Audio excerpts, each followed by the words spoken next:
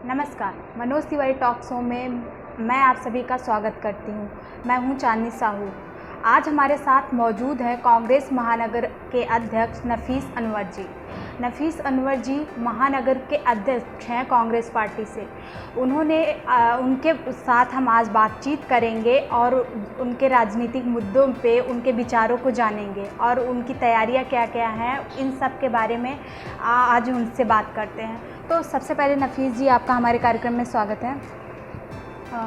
तो सबसे पहले जो मेरा सवाल ये है कि जो महानगर का जो दायरा है, क्षेत्र है, वो बढ़ गया है। तो आप कांग्रेस महानगर के अध्यक्ष हैं, तो आपके दायित्व में क्या बढ़ोतरी हुई है, इसके बारे में बताइए। देखिए, इलाहाबाद में 3 महानगर के अंदर विधानसभाएं आती हैं। शहर उत्तरी, शहर पश्चिमी और शहर दक्षिणी। ये 3 विधानसभाएं आती हैं और ये जितना भी दायरा इसके अंतर्गत आता है उसकी जिम्मेदारी माननीय प्रियंका गांधी जी और अजय कुमार लल्लू जी ने हमें दी है।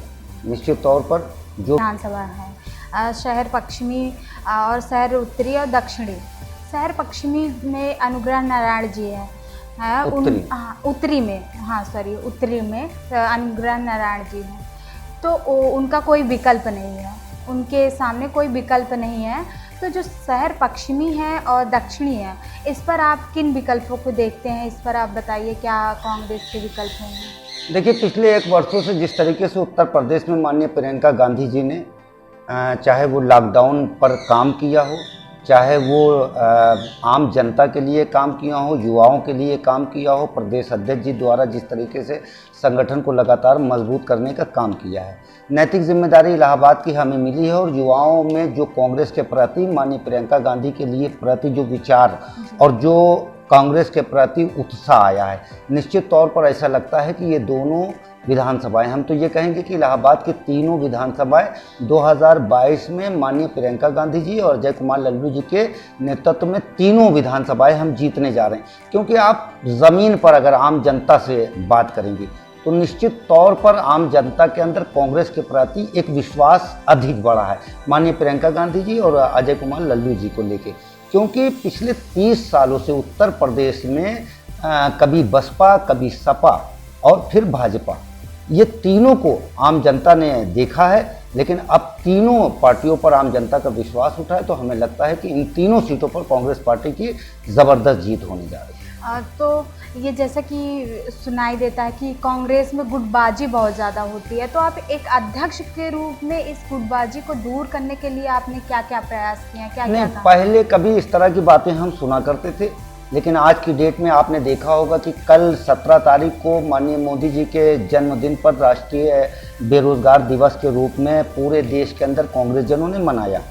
और उस बेरोजगार दिवस में एनएसवाई, यूथ कांग्रेस, सभी फ्रंटलों ने एकजुट होकर एक साथ खड़े होकर विरोध प्रदर्शन किया है। तो अब कोई गुटबाजी हमारे में कोई मायने नहीं रखती है। सभी कांग्रेस जन एकजुट हो चुके हैं, क्योंकि 2022 में कांग्रेस जनों को सत्ता बहुत करीब से दिख रही है। इसलिए गुटबाजी का हमारे में अब कोई सवाल ही नहीं है और बड़ी मजबूती के साथ कांग्रेस का एक एक कार्यकर्ता सड़कों पर लड़ने का काम कर रहा है। हमारे शहर में 80 वार्ड हैं, तो आप कांग्रेस को उन 80 वार्डों में कितना संगठित और मजबूत देखते हैं? क्या सारे में संगठित और मजबूत है कांग्रेस?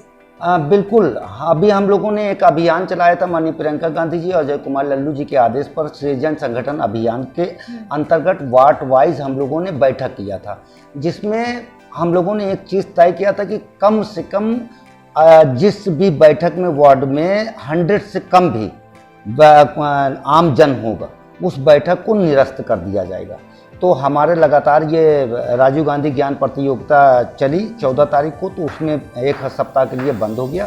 लेकिन वो जो हमारा संगठन है, सृजन संगठन अभियान है, उसका कार्यक्रम फिर से चालू हो गया। हम लोग एक एक वार्ड में 3-3, 4-4 जगहों पर बैठकें कर रहे हैं और जो जितनी मजबूती से अपने दावेदारी वार्ड अध्यक्ष को लेके कर रहा है, उसको नियुक्ति हम लोग देके वार्ड को मजबूत करने का काम कर रहे हैं। जी, तो कांग्रेस में बहुत सारे ऐसे नेता आते हैं, बहुत सारे ऐसे लोग आते हैं जो चुनाव लड़ते हैं, फिर उसके बाद पार्टी बदलकर चले जाते हैं। तो ये कौन सा कारण है जो कांग्रेस पर लोग भरोसा नहीं कर पाते हैं? इसका कारण क्या है? बिल्कुल ठीक कहा आपने।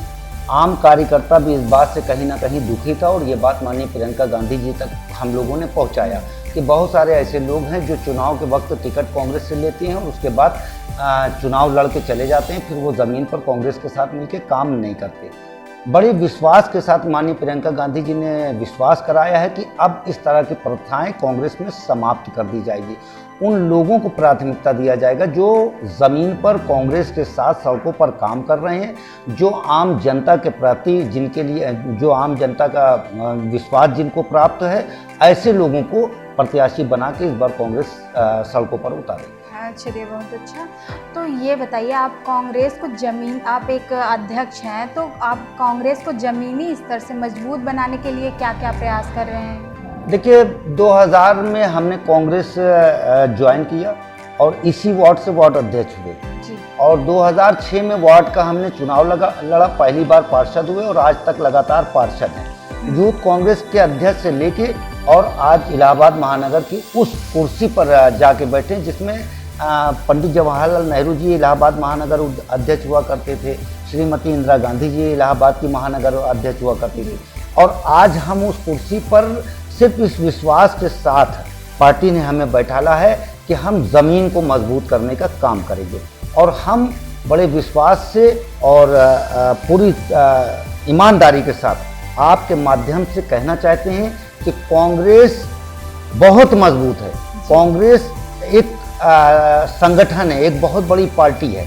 इसमें कुछ लोगों ने भीतर घात किया जिसके कारण हम थोड़ा सा कहीं ना कहीं कमज़ोर पड़े हैं। आज माननीय प्रियंका गांधी जी की पहली नज़र है उन कार्यकर्ताओं पर जो कांग्रेस के लिए वर्षों से लड़ते आ रहे हैं और अब उन्हीं लोगों को प्राथमिकता दी जाएगी और उन्हीं लोगों को जिम्मेदारी देके कांग्रेस को और बेहतर मजबूत करने का काम किया जाएगा। उसी में हम भी शामिल हैं। अक्सर देखा जाता है आप जो समय समय पे आंदोलन चलते रहते हैं उसमें आप व्यस्त रहते हैं, उनमें हिस्सा रहते हैं, तो आप संगठन को कैसे और कब समय दे पाते हैं? नहीं, संगठन को हम लोग देखिए, ये एक बहुत बड़ा सवाल आपका है कि काफ़ी हमारे वहाँ कार्यक्रम भी चल रहे हैं, आंदोलन भी चल रहे हैं, उसके बाद संगठन को कैसे। आज हम आपको बताएं कि पहली बार कांग्रेस में बहुत ज़माने बाद एक कार्यकर्ता 16-16 घंटे काम कर रहा है और माननीय प्रियंका गांधी जी और माननीय अजय कुमार लल्लू जी, इन दोनों को प्रतिदिन हम लोगों को रिपोर्टिंग करनी पड़ती है कि हम लोगों ने सुबह से लेकर शाम तक क्या किया, कहाँ गए, कहाँ आए, किनसे मिले, किनके दुख में शामिल हुए, कौन सा आंदोलन हुआ। तो एक एक रिपोर्टिंग 16 घंटे में हम लोग 4 घंटा, कम से कम 4 घंटा संगठन को मजबूत करने के लिए प्रतिदिन अपना निकाल रहे हैं। इसमें कोई बट नहीं है और इसीलिए आज आप देखेंगे कि पहले से बेहतर आपको कांग्रेस इलाहाबाद में बड़ी मजबूती के साथ खड़ी मिल रही है। हाँ, तो आप एक जनप्रतिनिधि के रूप में हैं, राजनीतिक पार्टी से जुड़े हुए हैं, तो आप युवाओं की आज के समय में, वर्तमान समय में आप कौन सी समस्या सबसे ज़्यादा देखते हैं?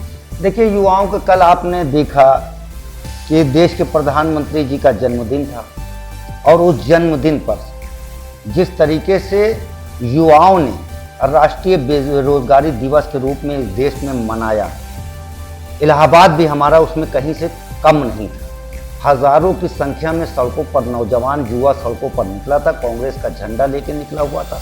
गिरफ्तारियां हुई हैं, बड़ी संख्या में 35 लोगों की गिरफ्तारी इलाहाबाद में कांग्रेस जनों की हुई है और युवा जिस तरीके से माननीय प्रियंका गांधी जी के ऊपर विश्वास कर रहा है और माननीय प्रियंका गांधी जी को 2022 में भाविक मुख्यमंत्री के रूप में देख रहा है, तो निश्चित रूप से हम कांग्रेस युवाओं के लिए ये लड़ाई लड़ रहे हैं। 2022 में आप मुख्यमंत्री के चेहरे के रूप में किसे देखते हैं कांग्रेस की तरफ से?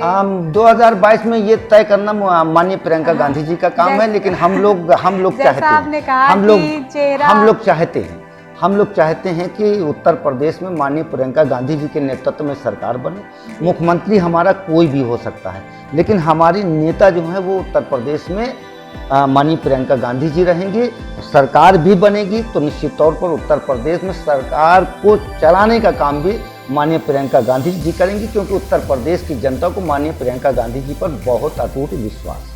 तो आप एक कांग्रेस के नेता हैं और विपक्ष के रूप में आप प्रदेश सरकार को किस रूप में देखते हैं? देखिए, प्रदेश सरकार पूरी तरीके से फेल हो चुकी है।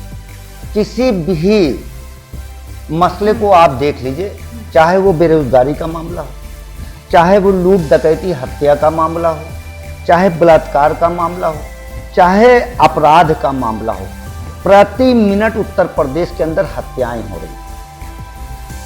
जिस तरीके से बेरोजगारी आज पूरे उत्तर प्रदेश के अंदर उभर के सामने आई है, ये एक उत्तर प्रदेश सरकार के लिए सवालिया निशान है। भ्रष्टाचार इस कदर बढ़ा है कि शायद हमने अपने 20 साल के राजनीतिक करियर में इस तरीके का भ्रष्टाचार नहीं देखा। अधिकारी सुनने के लिए तैयार नहीं है। पुलिसिया जिस तरीके से भ्रष्टाचार हो रहा है, जिस तरीके से काम प्रशासन का हो रहा है, हम समझते हैं कि पूरी तरीके से उत्तर प्रदेश सरकार फेल हो चुकी है। और योगी जी के नेतृत्व में ये सरकार 2022 में जाएगी और विश्वास के साथ कहना चाहते हैं कि 20 साल उत्तर प्रदेश में भाजपा की सरकार नहीं आने वाली है। ये विश्वास आम जनता का। नफीस अनवर जी से बात आगे भी जारी रहेगी। रुकते हैं एक छोटे से ब्रेक के लिए।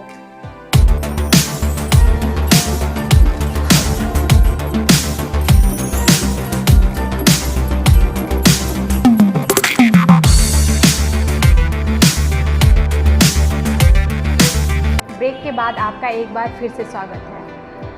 तो नफीस जी, आपसे मेरा ये सवाल है कि आप वर्तमान समय में राजनीति में किन किन बदलाव को देखते हैं?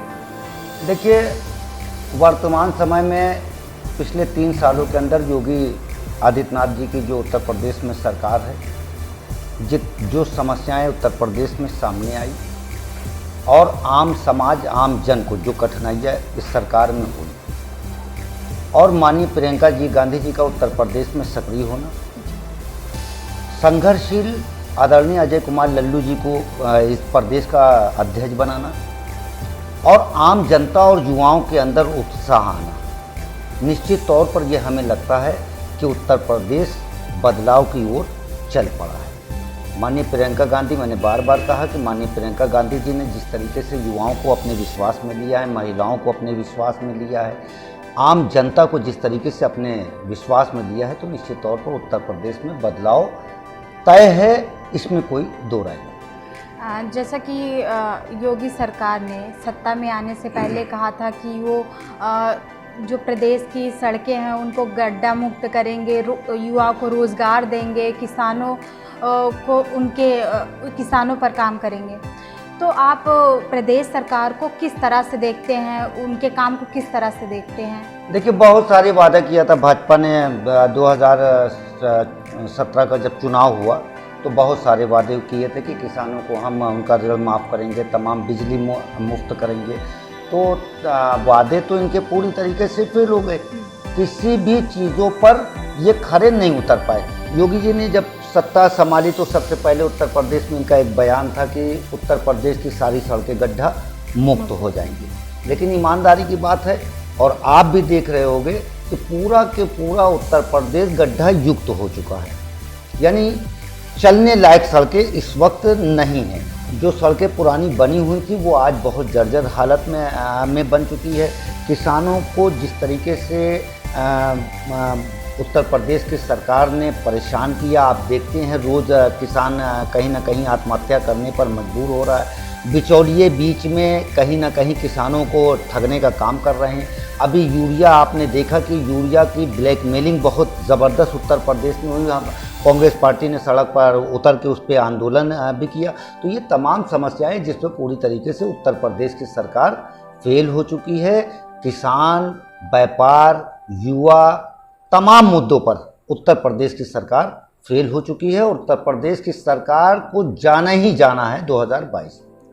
तो 2022 में जैसे कि प्रियंका गांधी सक्रिय हो गई हैं, तो प्रियंका गांधी के 2022 में सक्रिय होने से क्या कांग्रेस में वो दम आ पाएगा? क्या कांग्रेस मजबूत हो पाएगी? उसमें क्या बदलाव होगा उनके सक्रिय होने से? बदलाव आपको सड़कों पर दिख रहा है।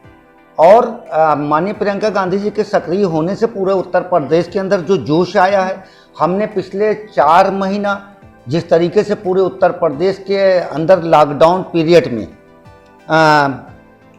खाना बांटा, सूखा राशन बांटा, सड़कों पर निकल के पूरे देश की मीडिया ने उन चीज़ों को दिखाया है। तो हमने कामगारों मजदूरों के साथ खड़े होकर उनको जो है उत्तर प्रदेश से जिसको जहां जाना था या जहां बाहर से जिसको आना था उस पर काम किया है। आपने देखा कि इसी उत्तर प्रदेश के लिए माननीय प्रियंका गांधी जी ने 1000 से अधिक बसों का इंतजाम कराया।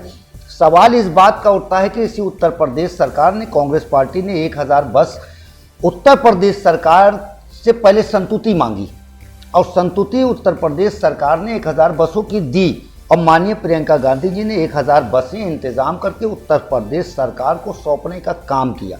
24 घंटे के अंदर वो कौन सा तंत्र था जिससे योगी आदित्यनाथ की सरकार ने 1000 बसों की मेंटेनेंस चेक करा दिया और मेंटेनेंस चेक कराने के बाद 889 बसों को उन्होंने मेंटेन बताया। मेरा सवाल है आपके माध्यम से योगी आदित्यनाथ सरकार से कि अगर 889 बसें मेंटेन थी और वो सड़क पर चलने लायक थी तो आखिर योगी आदित्यनाथ जी ने उन 889 बसों का इस्तेमाल क्यों नहीं किया। इसका मतलब है कि कामगारों के, मजदूरों के, गरीबों के साथ भाजपा सरकार नहीं है। भाजपा सरकार उद्योगपतियों के साथ खड़ी है और ये पूरा उत्तर प्रदेश देख रहा है। तो आप 2022 में चुनाव है प्रदेश का, तो आप संगठन में ही रहेंगे या फिर विधानसभा या महापौर का चुनाव लड़ेंगे? देखिए, बड़ा सवाल आपका है। कांग्रेस पार्टी का हर एक कार्यकर्ता वो आम जनता के बीच से गुजर के जाना चाहता है। वो हमेशा ये सोचता है कि हम जनप्रतिनिधि बने और मेरा भी विचार है कि अगर माननीय प्रियंका गांधी जी और माननीय अजय कुमार लल्लू जी का आशीर्वाद हमें प्राप्त हुआ तो निश्चित तौर पर हम भी 2022 के चुनाव में अपनी किस्मत आजमाना चाहेंगे और चुनाव लड़ना चाहेंगे।